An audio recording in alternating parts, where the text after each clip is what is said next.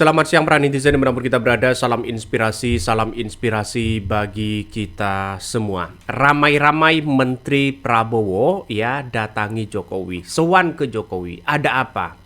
Banyak yang menduga jangan sampai ya Prabowo ini mau dikudeta sehingga gantinya adalah seorang Gibran. Ngeri ya pembahasan kali ini, ngeri begitu kan ya. Karena apa? Karena kita lihat saja bahwa ternyata banyak orang yang mengatakan kenapa menteri-menteri Prabowo ini menemui Jokowi, ada apa di balik ini semua? Apakah strategi-strategi mereka memang seperti itu atau bagaimana? Setelah saya telusuri, ketika Prabowo ke kunjungan ke luar negeri, banyak menteri-menteri yang menemui Jokowi. Ini ada apa di balik ini semua? Bahkan kita lihat saja apa yang kemudian disampaikan oleh oleh Pak Bardani begitu kan ya, mengatakan menteri-menteri temui Jokowi ini saya kira baik ya, tapi tidak boleh ada matahari kembar. Wah. Benang merahnya sudah kelihatan begitu kan ya. Benang merahnya sudah kelihatan. Apakah di tubuh lingkaran istana begitu kan ada yang mau menjatuhkan Prabowo? Ini masih tanda tanya begitu kan ya. Apakah ini ada Brutus-Brutus mereka? Jadi saya kira di lingkaran istana itu banyak orang-orang Jokowi yang kemudian ya yang paling dekat dengan Jokowi lah begitu kan. Secara tidak langsung orang akan menduga bahwa bisa saja di lingkaran istana ini bisa saja mau menjatuhkan Prabowo begitu. Ada apa di balik ini semua? Ada apa di balik ini semua? Ngeri kan pada akhirnya. Jadi saya kira apa yang kemudian kita lihat hari ini misalnya begitu kan ya, misalnya soal kunjungan Prabowo. Ya, kunjungan Prabowo ini begitu kan ya, banyak yang kemudian di belakang sudah didapatkan begitu kan. Artinya para menteri-menteri di lingkaran istana itu, menteri-menteri Prabowo ini banyak bertemu dengan seorang Jokowi. Ada apa di balik ini semua? Ketika Prabowo di dalam negeri ya, mereka akan kumpul begitu kan ya. Mereka jarang menemui Jokowi. Bahkan ada yang mengatakan ya saya mau ke bos saya. Ini kan ngeri. Bukan tidak mungkin Prabowo ini tahu begitu kan. Bukan tidak mungkin di situ, bro. Karena Prabowo ini memantau, memancing ya bagaimana reaksi menteri-menteri Jokowi ketika seorang Prabowo berada di luar negeri. Ini pasti ada pancingan yang kemudian terjebak di situ begitu kan.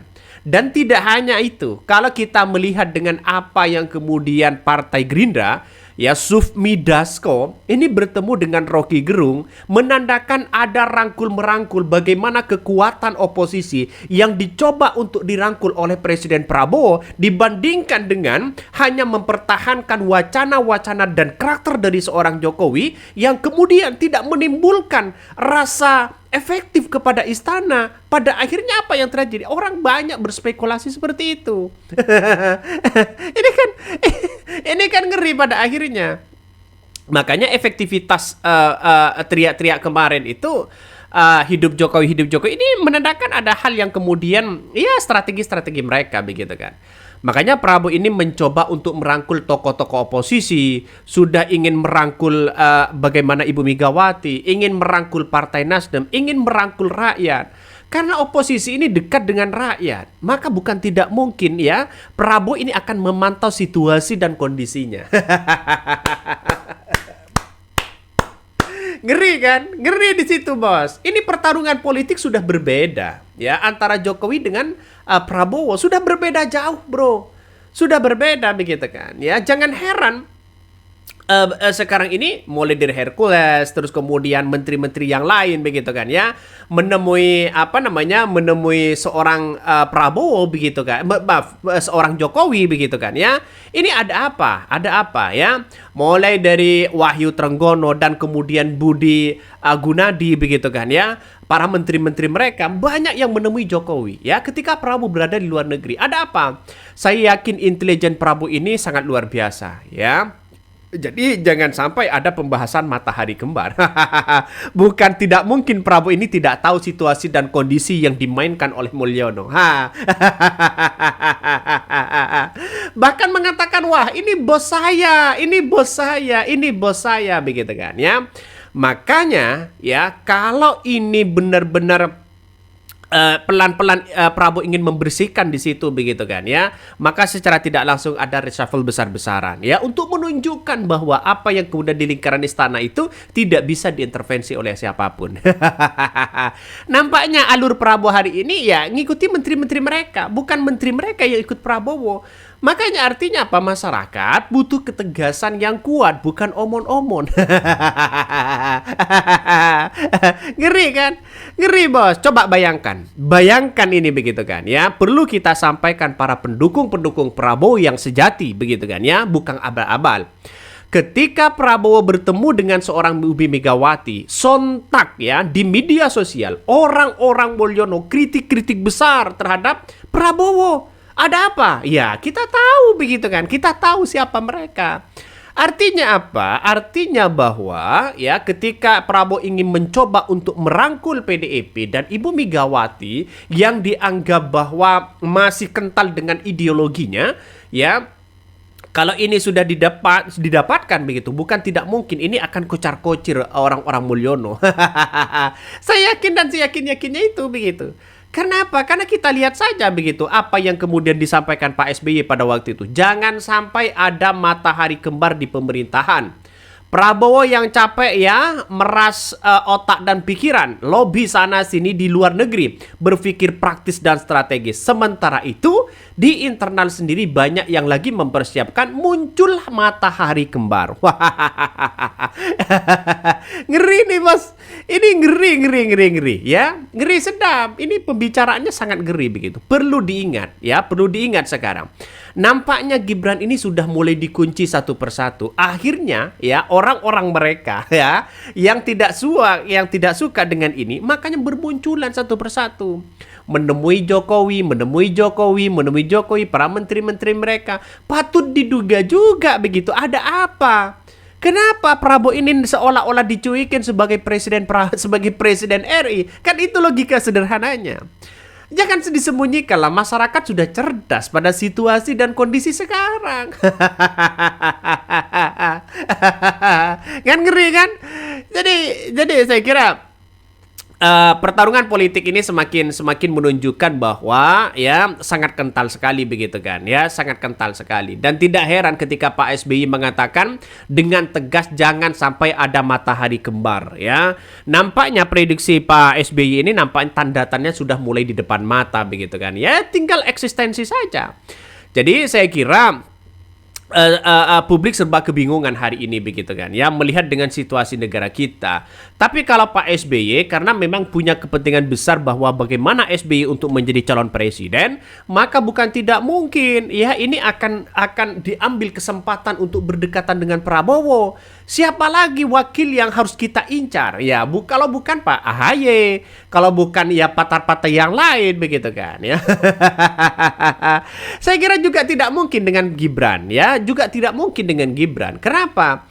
Karena biasanya rata-rata presiden, wakil presiden itu kan tidak mungkin dua kali begitu kan ya. Kenapa? Ya karena ada rasa kepentingan-kepentingan tersendiri begitu kan. Makanya wacana Gibran sekarang ini narasi-narasinya sana sini sudah mulai menghilang, bos. Sudah mulai menghilang. Kenapa kok menghilang? Ya, karena ada situasi di mana mereka sudah mulai dikunci. Ya, kalau sudah mulai dikunci kebingungan mereka. Saya kira ini banyak sekali perdebatan-perdebatan yang muncul begitu kan ya. Jadi jangan sampai ini menjatuhkan Prabowo. Artinya ya ada jangan sampai dugaan-dugaan ini muncul bahwa Prabowo mau dikudeta. Jangan sampai ini begitu kan. Bukan tidak mungkin, bos. Bukan tidak mungkin. Jadi saya kira ini perlu dipertanyakan besar begitu kan ya, kenapa ramai-ramai menteri-menteri di lingkaran istana ketemu dengan Jokowi, ada apa di balik ini semua begitu kan ya.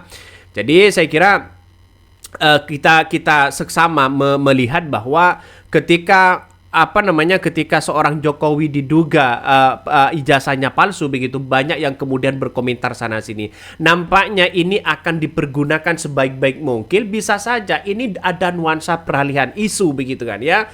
Peralihan isu di mana orang-orang ini, tokoh-tokoh oposisi, akan dimunculkan di situ sebagai bentuk perlawanan terhadap Jokowi satu sisi begitu kan ya. Karena situasi dan politik dan dari segi kebijakan antara Prabowo dengan Jokowi ini kan berbeda jauh sudah, dan pada akhirnya orang-orang akan berpikir begitu, jangan sampai ada matahari kembar. Ini kan pada akhirnya kan ngeri-ngeri sedap di situ begitu. Jadi saya kira silaturahmi dengan siapapun boleh-boleh aja begitu kan ya. Coba kita baca komentar-komentar dari netizen. Publik heran, setiap ya lawatan ke Presiden Prabowo ke luar negeri, beberapa menteri sowan ya ke mantan presiden disebut bos pula. Ini terkesan ya mendelegitimasi posisi Prabowo sebagai presiden. Apakah menteri-menteri ini nggak paham konstitusi, memang sengaja membuat polemik atau bagaimana?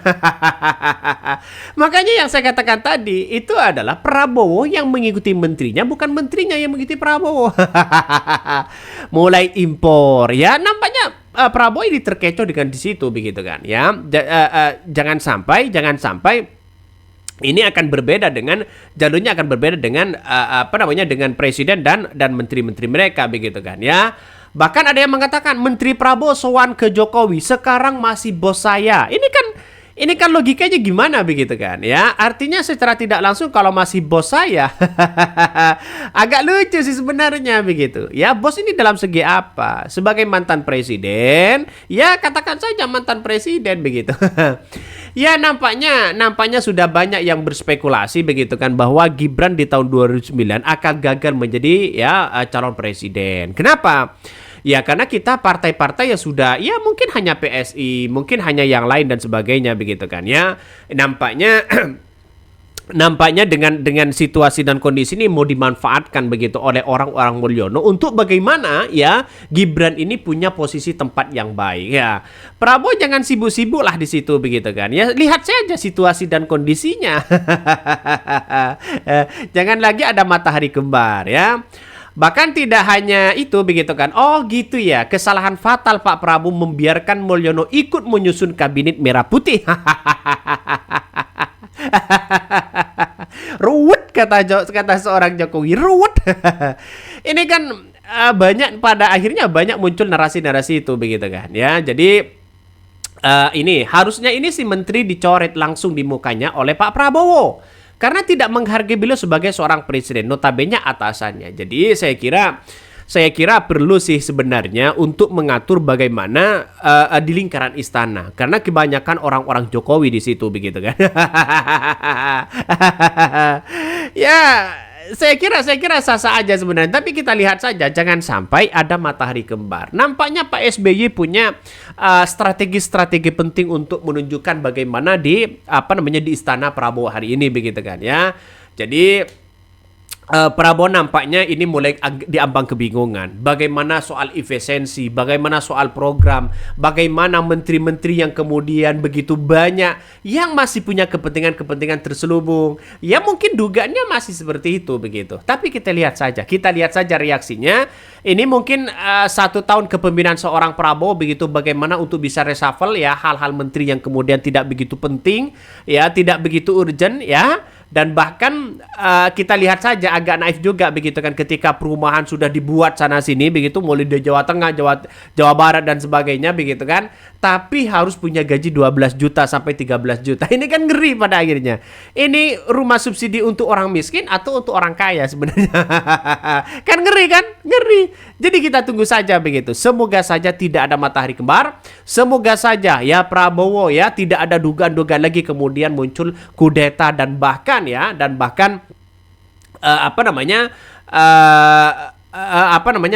dikudeta atau digagalkan dan sebagainya begitu. Ya kita tunggu saja. Oke, mungkin itu yang kami sampaikan ya. Tonton terus channel Honda Report Case Rakyat ini, jangan lupa di subscribe.